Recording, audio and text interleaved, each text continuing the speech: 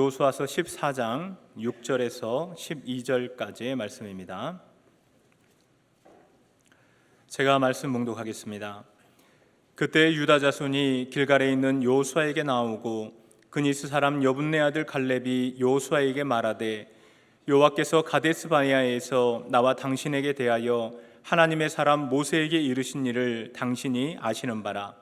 내 나이 40세에 여호와의 종 모세가 가데스 바네아에서 나를 보내어 이 땅을 정탐하게 하였으므로 내가 성실한 마음으로 그에게 보고하였고 나와 함께 올라갔던 내 형제들은 백성의 간담을 높게 하였으나 나는 내 하나님 여호와께 충성하였으므로 그날에 모세가 맹세하여 이르되 내가 내 하나님 여호와께 충성하였은즉 내 발로 밟는 땅은 영원히 너와 내 자손의 기업이 되리라 하였나이다. 이제 보소서, 여호와께서 이 말씀을 모세에게 이르신 때로부터 이스라엘이 광야에서 방황한 이 45년 동안을 여호와께서 말씀하신 대로 나를 생존하게 하셨나이다. 오늘 내가 85세로 돼 모세가 나를 보내던 날과 같이 오늘도 내가 여전히 강건하니 내 힘이 그때나 지금이나 같아서 싸움에나 출입에 감당할 수 있으니 그날에 여호와께서 말씀하신 이 산지를 지금 내게 주소서. 당신도 그날에 들으셨거니와 그곳에는 아낙 사람이 있고 그 성읍들은 크고 견고할지라도 여호와께서 나와 함께 하시면 내가 여호와께서 말씀하신 대로 그들을 쫓아내리이다 하니. 아멘. 오늘 아침은 영화 한 편을 소개하는 것으로 설교를 시작하고자 합니다. 26년 전에 개봉했던 영화인데 잘 알려지지 않은 스트레이트 스토리라고 하는 영화입니다. 아마 보신 분이 영화광이 아니시라면 거의 안 보셨을 걸로 생각이 듭니다. 한 실제 있었던 이야기를 가지고 영화를 만들었습니다. 엘빈 스트레이트라고 하는 73세 할아버지인데요. 지팡이가 없으면 걸을 수도 없는 연약한 할아버지. 시력이 안 좋아서 운전도 할 수 없고 멀미를 하기 때문에 자동차도 버스도 탈 수 없는 정말 무기력한 할아버지가 이 영화의 주인공입니다. 실제 있었던 이야기입니다. 그런데 어느 날 갑자기 소식을 하나 듣게 됩니다. 10년 전에 너무나 무지막지하게 싸워서 의절했던 형님의 이야기였습니다. 형님이 뇌졸중으로 쓰러졌다라는 소식입니다. 이제 인생 얼마 남지 않았는데 형님하고 싸워서 참 미안한 마음이 있었는데 그 형님에게 찾아가서 미안하다는 말을 하고 싶다. 그런데 갈 방법이 없잖아요. 운전도 못해요. 교통수단도 사용할 수가 없어요. 걸을 수도 없어요. 그래서 그 잔디 깎는 기계, 트랙터라고 하죠. 잔디 깎는 기계 8km, 시속 8km 정말 천천히 가는 그 트랙터를 타고 형님이 있는 곳까지 여행합니다. 자그마치 600km 떨어진 곳, 서울과 부산을 왕복할 만한 거리를 그 천천히 가는 그 트랙터를 타고 여행하는 이야기가 바로 이 영화의 이야기입니다. 자그마치 6주 동안 여행을 합니다. 여행을 하는 도중에 젊은이들과 함께 노숙을 하게 됩니다. 그리고 젊은이들이 그 할아버지한테 이렇게 질문을 합니다.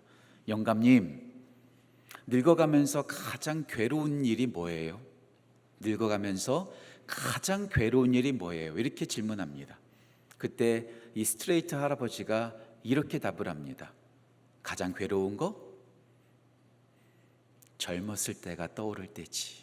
젊었을 때가 떠오를 때지. 제가 인터넷에서 이런 사진을 보았어요. 할아버지 할머니가 거울을 보는데 그 거울 속에 자기의 젊은 시절이 보이는 거죠. 간호사로 일했었던 사람이 이제는 간호사의 도움을 받고 있는 할머니의 모습, 그리고 그 거울 앞에서 젊었을 때 그 정말 생기 넘치던 그 젊은 남자의 모습을 보는 그 할아버지의 모습. 예, 그래요. 세월을 이길 사람 아무도 없습니다. 나이가 들어가면 죄송합니다, 쭈글쭈글해지죠. 연약해지죠. 위축해지죠. 그리고 그 젊었을 때 나의 모습을 생각하면서 그때가 좋았지, 그때가 좋았지. 늙어가면서 너무나 괴로운 거예요. 너무나 힘든 거예요. 솔직히 오늘 설교 제목을 늙음 앞에서라고 말하고 싶었지만 너무나 직격하는 것 같아서 세월이라고 말씀을 바꿨습니다. 제목을 바꿨습니다. 우리 모두가 세월 앞에서 이겨낼 수가 없어요. 젊었을 때는 오늘을 살아가면서도 내일을 바라보면서 살아갑니다. 하지만 점차 늙어가면서 오늘을 살아가지만 우리는 과거를 돌아보면서 살아가고 있지 않습니까? 우리 모두가 늙어가는 나의 모습을 보면서 할 수 없다고, 너무나 우리는 위축되면서 두려워하면서 살아가고 있는 것이 저와 우리 모두의 모습입니다. 아니, 요즘 제가 이런 얘기도 들었어요. 초등학생들이요, 유치원 시절을 그리워한대요. 우리들만의 이야기가 아니에요. 젊은이들도 똑같아요. 고등학생은 중학교 시절을 그리워하고, 대학생들은 중고등학교 시절을 그리워하고, 다 우리 모두는 다 과거를 바라보면서 세월 앞에서 두려워 떨면서 인생을 살아가고 있는지 모르겠습니다. 예, 그래요. 세월 앞에서 우리는 두려워합니다. 인생 앞에서 두려워합니다. 늙어져가는 우리의 모습을 보면서 두려워합니다. 하지만 오늘 본문에 등장하는 갈렙은 달랐어요. 갈렙은 지금 오늘 본문 말씀 속에 나이가 85세 할아버지 중에 할아버지입니다. 그의 첫 번째 등장은 너무나 멋졌어요. 민수기 14장에서 그가 처음으로 등장합니다. 유다 지파의 지휘관으로서 그는 가나안 땅의 정탐꾼으로 선발되어서 가나안 땅을 정탐합니다. 그리고 돌아왔었을 때 모든 사람들이 악평을 했지만 여호수아와 갈렙은 믿음의 고백을 하죠. 믿음의 보고를 하죠. 믿음의 말을 하죠. 우리는 할 수 있다고, 할 수 있다고. 그랬던 그가 45년이 지나서 민수기 14장에 처음 등장했다가 자취를 감췄다가 여호수아서 14장에 처음으로 다시 등장합니다. 85세 할아버지가 되었지만 그는 여전히 똑같습니다. 여전히 강건합니다. 여전히 당당합니다. 여전히 담대하게 살아가고 있는 모습을 우리 가운데 보여주고 있습니다. 왜 그랬을까요? 오늘 본문 말씀은 아니지만 그가 처음 등장했었던 민수기 14장 24절에서 하나님께서 그에게 이렇게 말합니다. 내 종 갈렙은 다른 사람들과 마음이 달랐다. 마음이 달랐다라는 거예요. 똑같은 마음이 아니라 다른 마음의 소유자였기 까닭에 세월 앞에서도 늙음 앞에서도 인생 앞에서도 두려워하지 아니하고 당당하게 그는 여전히 살아갈 수 있었다라는 거죠. 오늘 세월 앞에서 두려워하지 아니하고 당당하게 살아갔던 그 갈렙의 마음, 그 마음을 우리 또한 소유하여 세월 앞에서 두려워 뒷걸음치는 것이 아니라 당당하게 두려워하지 않고 평안하여 든든히 서가는 우리 모든 성도, 저와 우리 모두 되시기를 주님의 이름으로 축복합니다. 자, 그렇다면 오늘 갈렙은 어떤 마음을 가지고 있었기 까닭에 45년의 세월 앞에서 그는 위축되지 않았을까요? 세 가지로 말씀을 나누고자 합니다. 첫 번째, 갈렙, 그의 마음은 넓었습니다. 그의 마음은 넓었습니다. 여러분 혹시 동창회 가보세요? 동문회 동창회 가보세요? 어떻게 늙었을까? 어떻게 되었을까? 그 어렸을 때 친구들이 어떻게 됐는지 궁금해서 동창회를 찾는다고 합니다. 동문회를 찾는다고 합니다. 그랬다가 발길을 끊어버린다고 하더라고요. 왜냐하면 처음 시작은 똑같았어요. 똑같은 학년이고 똑같은 교실에서 공부했지만 세월이 지나면서 동창회에 와서 뭐해요? 자기 재산 자랑하고 자기 직업 자랑하고 심지어는 자기 자녀 자랑하고 손주 자랑하고 애완견까지 자랑하더랍니다. 그 자랑하는 꼴 보기 싫어가지고 이제 안 나간답니다. 처음에는 동급이었고 동등한 모습이었지만 세월이 지나면서 계급이 확실해지는 게 동창회라고 한다면서요. 그래서 어떤 유명한 소설가는 난 절대로 동창회 안 간다, 자랑하는 꼴 보기 싫어서 가지 않는다라고 말하기도 하더라고요. 예, 그래요. 진정한 친구는 어려울 때 어떻게 하느냐에 따라서 진짜 친구, 가짜 친구가 결정된다고 하죠. 근데 실제로는 그렇지 않답니다. 어떤 분이 이런 말 하더라고요. 진정한 친구는 내가 성공했음에도 불구하고 나를 좋아해 주는 사람이다. 나의 성공을 견디어 주는 사람이다. 슬픔은 공감할 수 있어요. 하지만 다른 사람들의 기쁨과 성공을 같이 박수치면서 같이 즐거워해 주는 거, 그거 쉽지 않습니다. 로마서 12장 15절에 이런 말씀이 있죠. 너희는 우는 자들과 함께 울고 즐거워하는 자들과 함께 즐거워하라. 우는 자들과 함께 우는 거 그거 쉽지 않아요. 쉬워요. 하지만 즐거워하는 자들과 함께 즐거워하는 것 그거 쉽지 않습니다. 흔히 이런 말 하죠. 우리나라 사람들 가운데 이제는 배고픈 사람은 없지만 배 아픈 사람은 진짜 많다. 친구가 잘 되면 배가 아픈 거예요. 사촌이 집 사면 배가 아픈 거예요. 남 잘 되는 꼴을 못 보는 게 저와 우리들의 모습 아니겠습니까? 예, 그래요. 우리 모두는 다른 사람이 잘 되는 것을 너무나 힘들어합니다. 견디기 힘들어합니다. 질투합니다. 비교하면서 괴로워합니다. 그런데 오늘 갈렙은 달랐어요. 민수기 14장에 갈렙이 처음 등장했었을 때 혼자 등장하지 않습니다. 믿음의 고백을 갈렙만 하지 않았습니다. 여호수아와 똑같이 그들은 믿음의 보고를 했고 믿음의 고백을 했고 믿음의 말을 했습니다. 갈렙과 여호수아가 함께 있는데요, 민수기 14장을 제가 가만히 보니까요, 여호수아보다도 갈렙이 주도적이에요. 갈렙이 더 말을 많이 해요. 여호수아보다도 갈렙의 이름이 더 앞에 등장하는 경우가 더 많이 등장합니다. 갈렙이 여호수아보다도 더 앞섰고 더 주도적이었고 더 당당했다라는 것. 하지만 그 이후에 어떻게 됐죠? 갈렙은 이스라엘의 지도자가 되지 못했습니다. 자취를 감췄습니다. 더 이상 등장하지 않습니다. 민수기 14장에 등장한 이후에 여호수아 14장까지 절대로 등장하지 않습니다. 누가 지도자가 되었죠? 같이 정탐했던, 같이 보고했던, 같이 믿음의 말을 했던 자신은 제외되고 여호수아가 지도자가 되었다는 것, 얼마나 배 아픈 일입니까? 얼마나 짜증나는 일입니까? 나랑 똑같이 했는데 누구는 되고 누구는 안 되고, 근데 안 된 사람이 바로 나예요. 얼마나 섭섭했을까요? 얼마나 분노가 치밀어 올랐을까요? 이제 거봐라, 이제 내가 여호수아 야당 될 거야. 내가 모든 일에 다 내가 걸림돌이 돼야지. 다 내가 속속들이 따져야지. 아니요, 갈렙은 그렇게 속 좁은 인간이 아니었습니다. 그는 마음이 넓었기 까닭에 그는 45년 동안, 자그마치 45년 동안, 그리고 여호수아가 이스라엘의 지도자가 된 이후 자그마치 5년 동안 그는 침묵합니다. 철저하게 침묵하면서 하나님의 질서와 하나님의 선택에 대해서 존중하면서 가만히 침묵했다라는 거죠. 저는 말씀을 묵상하면서 특별히 여호수아서 7장이 생각났어요. 여호수아서 7장에서 여호수아와 그 이스라엘 백성들이 아이성에서 패배합니다. 요단강도 잘 건넜습니다. 여리고성도 잘 이겨냈습니다. 그런데 아이성에서 패배했습니다. 이때쯤에 등장할 사람이 바로 갈렙 아닙니까? 야, 너랑 나랑 똑같이 믿음의 고백했는데 너 그거밖에 안 돼? 이스라엘 백성들을 위기로 너는 이끌었어. 너는 지도자 자격이 없어. 아마도 그때 나올 만한 법했는데 그때도 갈렙은 등장하지 않습니다. 갈렙은 속 좁은 인간이 아니었습니다. 마음이 좁은 인간이 아니라 여호수아가 잘 되기를 바라고 뒤에 숨어서 그냥 든든한 서포트, 든든한 후원자가 되었다라는 것, 그가 마음이 넓었다는 증거를 우리는 어디서 찾아볼 수 있을까요? 오늘 보면 8절 말씀에 이렇게 말하고 있습니다. 나는 여호와 하나님께 충성되었다. 충성되었다. 이 단어가 참 중요한 단어예요. 히브리 단어를 봤더니 말레, 말라 이런 단어더라고요. 그런데 이 말라는 단어가 무슨 뜻이냐면 가득 채워지다, 충만하다, 넘치다라는 뜻과 함께 넓고 넓다라는 뜻이 있어요. 예, 갈렙은 속 좁은 인간이어서 비교하고 섭섭해하고 야당질하면서 그를 공격하는 것이 아니라 마음이 넓고 충만했기 까닭에 다른 친구 여호수아가 잘 되는 것을 서포트하고 같이 후원하면서 침묵하면서 그를 도와주는 사람이었다라는 거죠. 예, 마음 좁은 사람이 아니라 마음이 넓은 사람이었기 까닭에 다른 사람들이 잘 되는 것에 질투하지 않았습니다. 우리의 마음이 어떻게 넓어질 수 있을까요?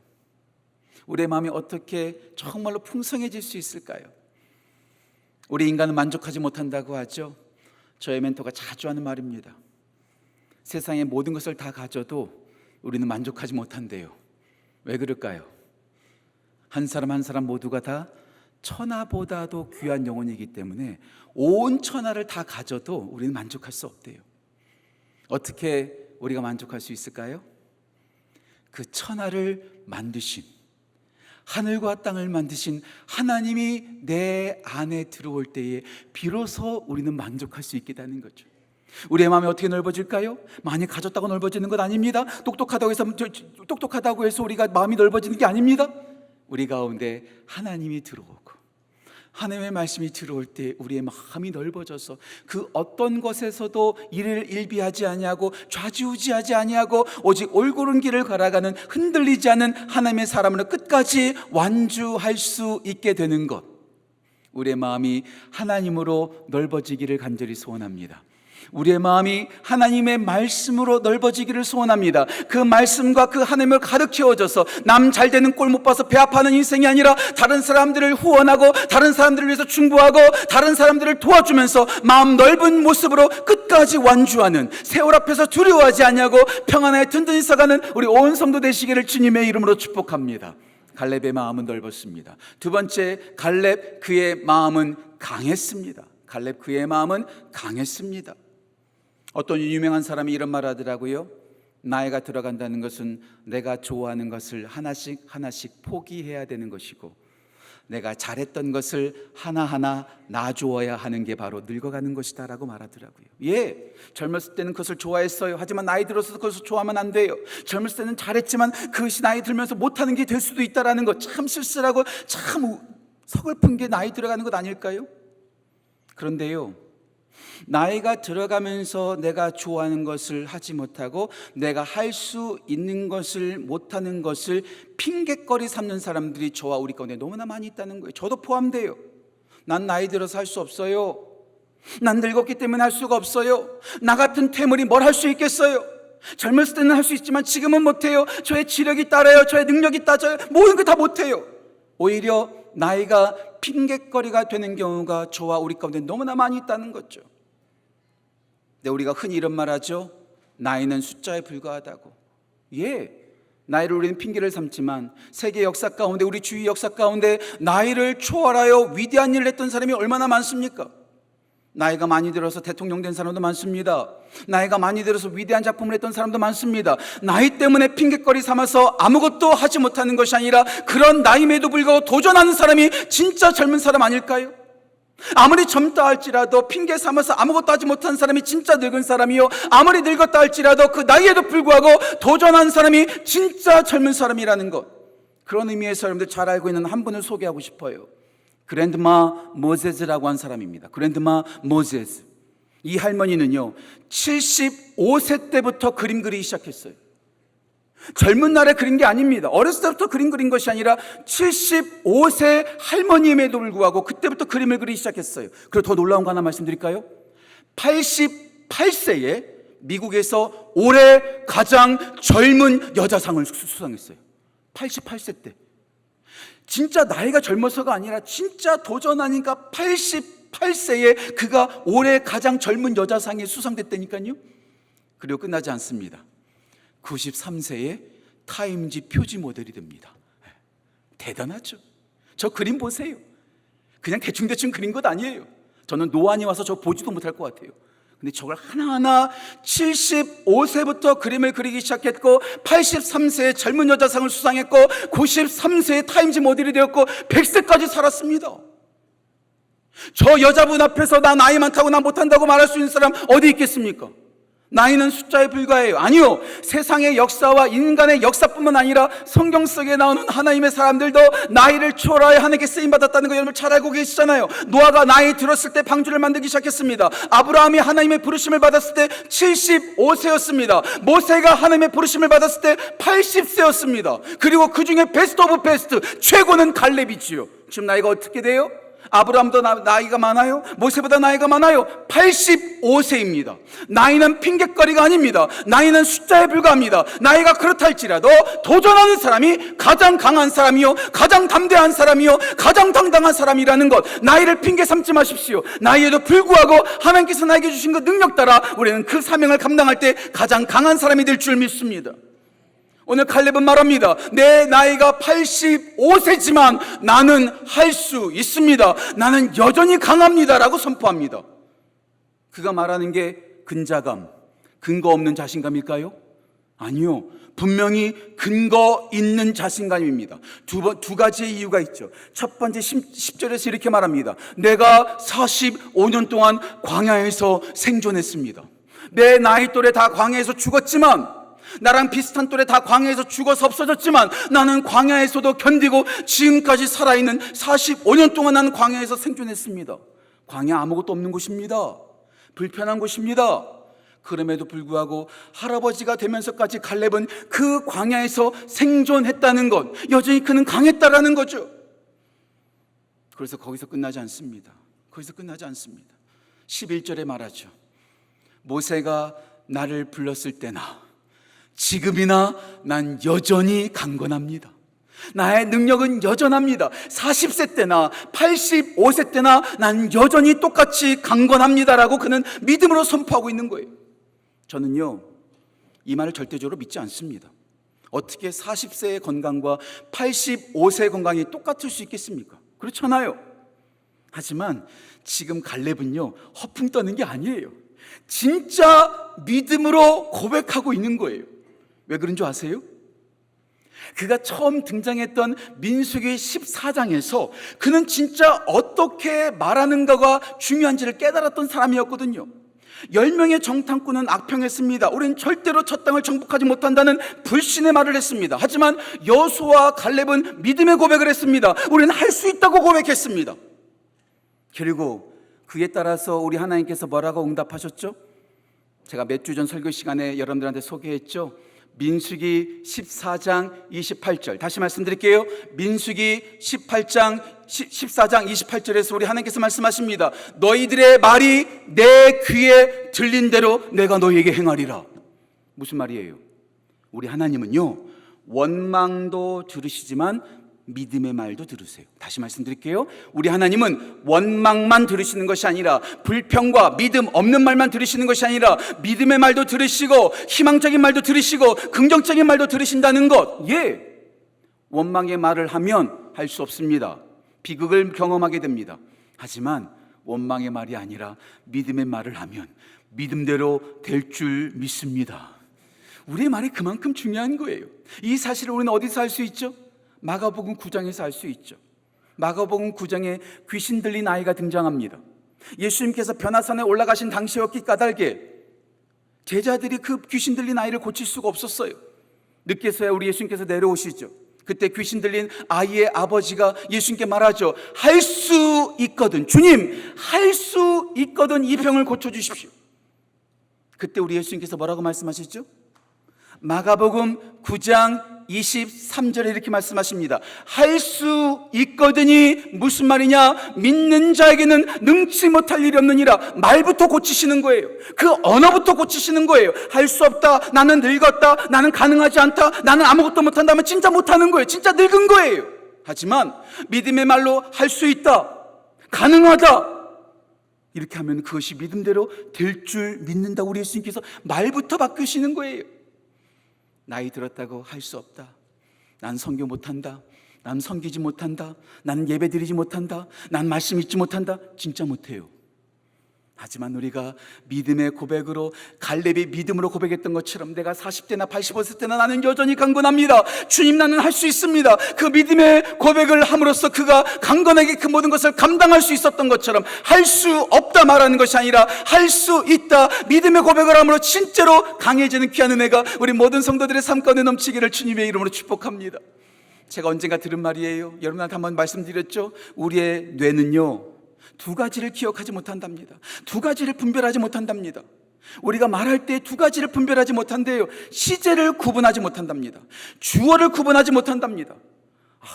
나 옛날에 그랬었는데, 지금의 말로 받아들인다는 거죠. 너는 못할 거야, 나는 못할 거야로 반응한다는 거죠. 쓸데없는 말 하는 것이 아니라, 믿음의 말 하는 것이 아니라, 후회하는 것이 아니라 그 긍정적인 말, 믿음의 말을 함으로써 진짜 실제로 강해져서 주님께서 우리 가운데 하시는 놀라운 일을 감당하는 귀한 은혜가 우리 모두 가운데 넘치기를 주님의 이름으로 축복합니다. 갈렙은 마음이 넓었습니다. 갈렙은 마음이 강했습니다. 마지막 세 번째, 갈렙 그의 마음은 약했습니다. 갈렙 그의 마음은 약했습니다. 나이가 들어가면서 가장 두려워하는 게 뭐죠? 요즘 가장 많이 두려워하시는 것들이 뭐예요? 제가 가장 많이 듣는 것 가운데 하나가 치매더라고요. 치매. 혹시 오늘 말씀을 듣는 분들 가운데도 치매 때문에 두려워하시고 또 치매로 괴로워하시는 가족이 있어서 힘든 가운데 있는 분들이 있을지 모르겠습니다. 치매는 당사자만 힘든 것이 아니라 온 가족을 힘들게 하는 것이라고 하잖아요. 치매 참 끔찍합니다. 참 힘들어요. 참 괴로워요. 근데 저는 그 치매의 그 고통과 그 아픔을 제가 무시하는 게 절대로 아니라 그거보다 더 심각한 게 있습니다. 치매보다 더 무서운 게 있습니다. 그 치매보다 더 끔찍한 게 있어요. 그게 뭐냐 하면 영적인 치매입니다. 영적인 치매입니다. 우리 예수님께서 소아시아에는 7교회에게 엄히 꾸짖고 또 말씀하시죠. 그 첫 번째 교회 에베소 교회. 에베소 교회를 어떻게 책망하죠? 에베소 교회는요, 진짜 부흥했던 교회입니다. 사도 바울이 3년 동안 쉬지 않고 눈물로 훈계했던 교회, 가르쳤던 교회가 바로 에베소 교회입니다. 진짜 건강했던 교회고 진짜 은혜가 많았던 교회가 바로 에베소 교회입니다. 그런 에베소 교회 예수님께서 말씀하십니다. 네가 첫사랑을 잊어버렸다고, 네가 첫 행위를 버려버렸다고 말합니다. 영적 치매에 걸려서 나에게 주신 그 은혜, 나를 불러주신 은혜, 나를 구원해 주신 그 은혜를 잊고 산다는 것보다 더 끔찍한 게 어디 있을까요?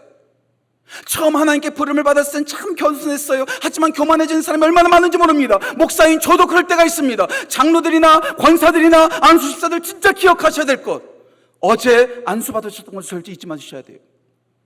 첫사랑, 첫 행위 잊어버리시면 안 되는 거죠. 그래서 창세기서부터 요한계시록까지 쭉 흐르는 하나의 주제 가운데 하나가 기억이라는 주제입니다. 기억이라는 것, 기억한다, remember. 아담과 하와가 왜 선악과를 따먹었을까요? 레리 크랩이라고 하는 기독교 심리학자는 이렇게 말합니다. 하나님의 말씀을 기억하지 못했기 때문에. 자카르, 히브리어로 자카르란 단어가 창세기 2장에 등장하거든요. 그 말씀을 기억했어야 돼요. 그 명령을 기억했어야 돼요. 그 말씀과 그 명령을 기억하지 못했기 까닭에 그 먹음직하고 보암직도 하고 지혜롭게 할 만큼 탐스럽기도 한 그 선악과를 그냥 덜렁 따먹은 거 아니겠습니까? 만약에 그 말씀을 기억했더라면, 그 명령을 기억했더라면 그 선악과 따먹지 않았겠죠. 그래서 우리 하나님께서 이스라엘 백성들에게 말합니다. 너희들은 안식일을 지키고 명절, 유월절, 초막절, 오순절을 지키면서 너희에게 주신 그 은혜를 기억하라. 우리가 왜 주일날 모입니까? 왜 우리가 부활절을 지킵니까? 왜 우리가 다음 주에 맥주감사주를 지킵니까? 나에게 주신 그 은혜를 기억하고 반응하기 위해서 그렇습니다. 아니, 우리 예수님도 말씀하셨죠. 마지막 십자가를 지시기 전날 밤 제자들과 함께 마지막 성찬, 마지막 만찬을 나누십니다. 그때 떡을 나누시면서, 그때 잔을 나누시면서 뭐라고 말하죠? 나를 기념하라. 다음 주일 우리가 성찬식을 행할 거예요. 그냥 먹고 마시는 게 아닙니다. 주님의 살과 피를 먹고 마시면서 우리는 주님을 기억하는 거예요. 그 은혜를 기억하는 거예요. 그 십자가를 기억하는 거예요. 잊어버리면 끝나는 거예요. 영적인 치매보다 더 무서운 게 없습니다. 오늘 칼렙은 늙었어요. 실제적으로 늙었어요. 힘도 많이 약했을 것입니다. 하지만 그럼에도 불구하고 그가 기억했던 두 가지가 있습니다. 이 두 가지를 꼭 기억하셔야 돼요. 첫 번째, 하나님의 약속을 기억했습니다. 그 땅을 주시겠다고 약속했던 그 말씀을 기억했어요. 그 말씀을 잊어버리지 않았어요. 두 번째, 하나님의 능력을 기억했습니다. 지난주 우리 주일 예배 때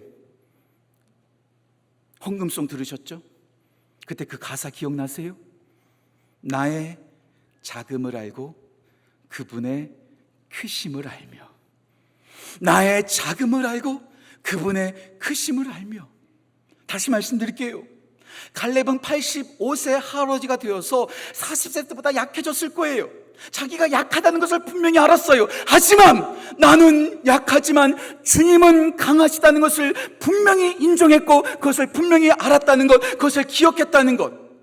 그래서 오늘 본문 12절 말씀에 말합니다. 그 성읍이 아무리 견고하고 안악자손이 크다 할지라도 여호와 하나님께서 나와 함께 하시면 나는 할 수 있습니다. 나는 그 땅을 차지할 수 있습니다.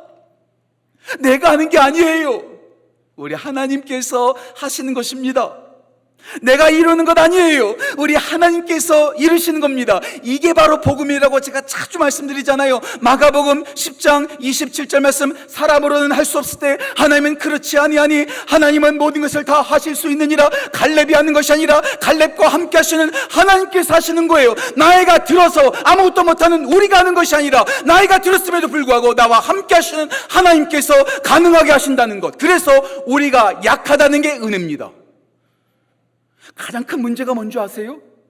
교회에서 가장 골칫거리 성도가 누군 줄 아세요? 제가 좀 심하게 말씀드리죠.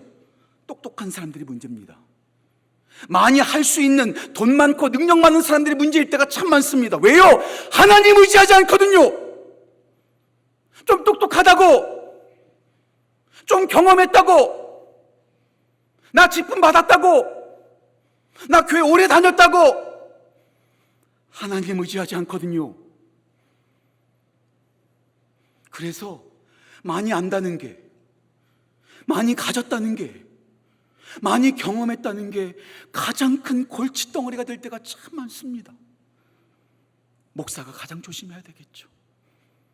그래서 사도 바울이 고백하는 고백을 우리는 반드시 기억해야 합니다. 사도 바울이 성령님을 통해서 분명히 고백하죠. 고린도후서 12장 9절 말씀. 나는 나의 여러 약한 것들에 대하여 자랑하리니 내가 약할 그때에 그리스도의 능력이 내게 머물게 되게 하려 함이라. 하나님의 필요 없을 만큼의 지식, 하나님의 필요 없을 만큼의 능력, 하나님의 필요 없을 만큼의 경험이 아니라 하나님 없으면 안 됩니다. 저는 알지 못합니다. 저는 할 수 없습니다. 저는 아무것도 모릅니다. 그렇게 나의 힘을 쫙 빼는 것, 그때 하나님께서 시작하십니다. 이런 제목의 책이 있어요. 나의 끝, 하나님의 시작. 나의 끝, 하나님의 시작. 나는 약해서 할 수 없습니다. 하나님이 시작하셔야 합니다. 갈렙은 그렇게 고백하는 거예요. 나는 할 수 없습니다. 그리고 그 성급은 너무나 큽니다. 안악자손은 너무나 큽니다. 하지만 하나님께서 하시면 나는 할 수 있습니다. 나이가 들었다 할지라도, 좀 알지 못한다 할지라도, 좀 가진 것이 없다 할지라도 하나님께서 함께 하시면 뭐든지 할 수 있음을 이 시간 믿음으로 고백합니다. 할 수 있다고 자랑하는 자들이 아니라 하나님이 없으면 아무것도 할 수 없습니다. 그렇게 고백함으로 세월 앞에서 핑계 삼지 아니하고, 세월 앞에서 도망치지 말고 나에게 주신 그 사명을 끝까지 감당하는 귀한 은혜가 우리 모든 성도들의 삶 가운데 넘치기를 주님의 이름으로 축복합니다. 마음을 높여서 흔들리지 마십시오. 하나님의 말씀으로 채우십시오.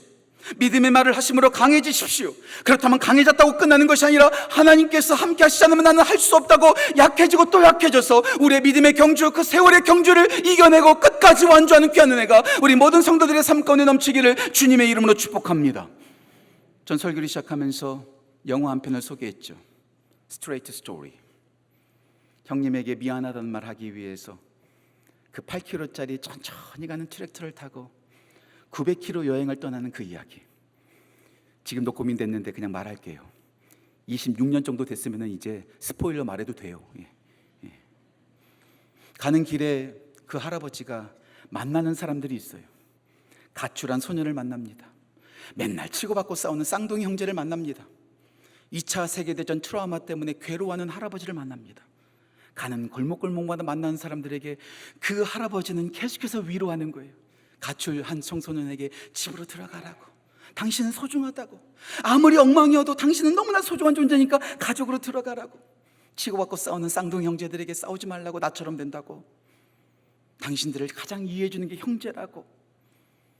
2차 세계대전 트라우마로 괴로워하고 눈물을 흘리는, 술에 쩔어 사는 그 할아버지한테 내가 목사님을 만나서 내가 달라졌다고, 난 이제 술 마시지 않고 우유 마신다고, 나도 문제가 많았는데 이렇게 견디고 있다고. 그리고 6주간의 천천히 가는 여행을 통해서 마지막에 드디어 형님이 사는 허름한 집 앞에 도착합니다. 두 형제가 드디어 만나요. 죄송해요, 스포일러 말씀드려서. 두 형제가 만나요. 눈물이 그렁그렁합니다. 남자들의 세계가 그렇잖아요. 미안하다는 말이 밖으로 나오지 않는 거예요. 둘이 우두커니 앉아서 눈물 그렁그렁한 채 서로 마주 봅니다. 그러다가 형이 딱 한마디를 합니다. 야, 너 저거 타고 여기까지 왔어? 너 저거 타고 여기까지 왔어? 그 할아버지가 말합니다. 그렇다고. 눈물이 쫙 더 흐르는 거예요. 저는 그 영화를 보면서 우리 하나님 아버지가 그러시겠구나. 너 천천히 힘들게 인생의 길을 걸어왔는데 마지막까지 이렇게 왔니? 힘들었지만 견디고 왔니? 할 수 없었지만 여기까지 왔니? 우리 주님께서 눈물을 흘리면서 우리를 꼭 안아주실 거라 저는 그 영화를 통해서 배우게 되었습니다. 세월 앞에서 힘드시죠? 인생살이가 어려우시죠? 할 수 없고 버거운 일들이 너무나 많죠? 포기하고 싶으시죠? 도망치고 싶으시죠? 절대로 포기하지 마세요. 천천히 가도 괜찮습니다. 마지막 그 결승점에 우리 하나님께서 기다리고 계시고 우리의 모든 수고를 하시고 눈물을 흘리며 우리를 꼭 껴안아 주실 줄 믿습니다. 아무리 힘들어도 포기하지 말고 세월 앞에 두려워하지 않고 당당하게 믿음의 경주를 완주하여 승리를 경험하는 우리 모든 성도 되시기를 주님의 이름으로 축복합니다. 기도하겠습니다. 하나님 아버지 감사합니다. 우리 모두에게 은혜를 더하셔서 세월 앞에 우리를 지켜주시고 인도하심에 감사합니다. 우리의 마음을 넓혀 주옵소서. 믿음의 말로 우리의 마음을 강하게 하여 주옵소서. 우리를 도와주심으로 우리가 약해지지만 강하신 주님과 함께 끝까지 완주하는 우리 온 성도 될 수 있도록 주여 역사하여 주옵소서. 감사드리며 귀하신 예수님의 이름으로 기도합니다. 아멘.